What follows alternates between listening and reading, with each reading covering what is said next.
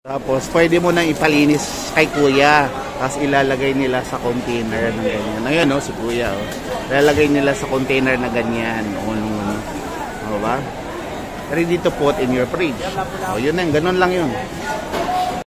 Since Sunday, magmamarket tayo. Here, at Cubao Farmers. See? Ayan, no. Napakasariwa ng mga isda.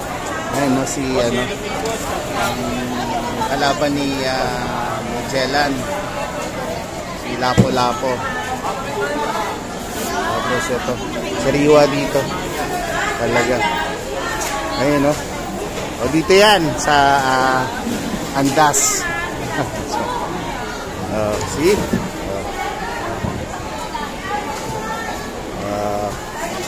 Tapos ito ngayon ang pinaka-famous at gusto nyong fresh na salmon, which is ito isa sa mga dinayo, salmon at saka tuna.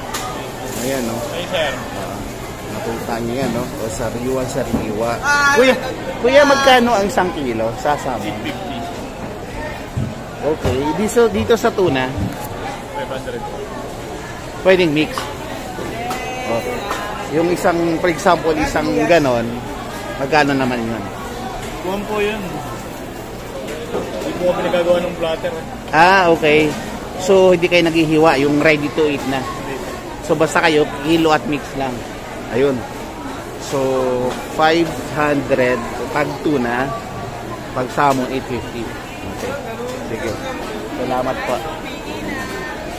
So, yun, malinaw, ha? Malinaw ang sabi ni Kuya ng presyo. So, mas mura siya dito talaga. Alright.